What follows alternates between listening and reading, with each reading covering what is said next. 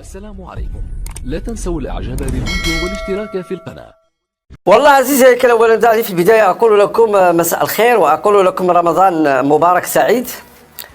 دعني اقول لك بكل وضوح، غياب فوزي القجع كان النقاش حوله ارتباطا بما وقع في اللقاء الاخير او في لقاء نهايه كاس افريقيا للامم، وان كان ايضا هناك شخصيه اخرى هي تنظيميا اكثر اهميه غابت عن هذا اللقاء ولم يتحدث عنها اي احد، وهو الكاتب العام للاتحاد الافريقي لكرة القدم. غاب وكأنه الامر لا يتعلق به نهائيا، مع العلم ان الكثير من القضايا نوقشت وان موتسيبي تغيب عنه كل المعطيات الموجودة لدى الكاتب العام فيرون، ومما جعله يدخل ويخرج في الكثير من النقاشات وكأنه غائب في حالة شرود ما يقع داخل الاتحاد الافريقي، كحديثه عن كأس إفريقيا 2027، كحديثه عن كأس إفريقيا للنساء بالمغرب، وأيضا حتى 28 أيضا المنتخب إلى غير ذلك، لأن العلبة السوداء داخل الاتحاد الإفريقي هو فيرون وليس موتسيبي.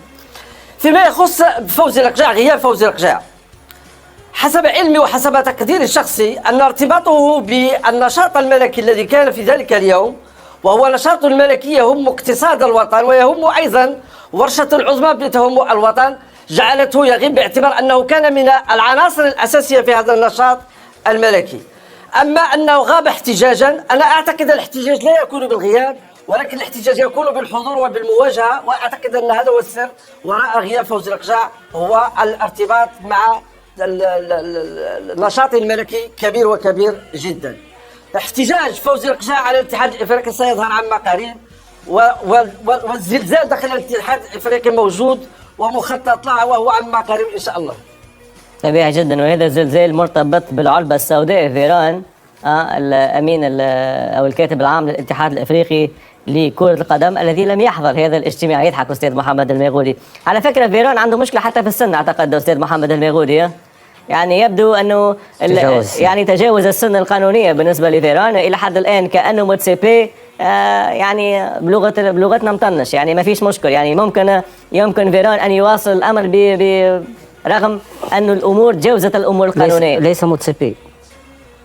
انا اعتقد عزيزي الكرام ان الامر لا يرتبط بالسن، الامر يرتبط اساسا بمجموعه من المعطيات التي ظهرت مباشره او تفجرت مباشره بعد نهائي افريقيا، وتاكد من الاتحاد الافريقي لم يكن بذلك القوه التي كنا نتصورها، وبالتالي ان كانت هناك بعض التحالفات، بعض ايضا الكواليس ايضا لا تخدم نهائيا كره القدم الافريقيه، وبالتالي ان لابد من التغيير على مستوى الكتابه العامه بنسبة مئوية كبيرة، وقد يكون أحد الكفاءات من نيجيريا أو أحد الكفاءات أيضا بجنسية أيضا سويسرية، إفريقي سويسري، ولكن هناك أمور أخرى أيضا ستتغير بما في ذلك اللجنة المركزية للتحكيم والمديرية العامة للتحكيم، ما لا أدري ماذا تسمى، خاصة وأن مصر، السنغال، الجزائر، أي تمثيلية هذه الدول وتمثيلية أيضا حتى موريتانيا كانت أيضا قوية في الاحتجاج على الضعف التحكيمي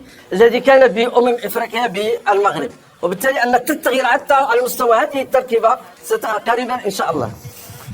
واضح أستاذ محمد الميغودي. مباشرة ناصر البدوي، الأمور واضحة، نمشي لناصر البدوي، لأنه من بين مخرجات هذا الاجتماع الحديث عن إمكانية كأس أفريقيا ب 28 منتخب. سأترك لك الكلام والحديث ناصر، ولكن الحقيقة أنا كرأي شخصي لم أفهم هذا الرقم 28. يعني نعملوا 7 مجموعات ب4 ويترشحوا أفضل الثواني، يعني أفضل فريقين، يتبقى 24 أو نمشي ل 32 منتخب وتصبح 8 مجموعات والأول والثاني يتأهل. ولكن هذا الرقم 28 ناصر الحقيقة لم أفهمه.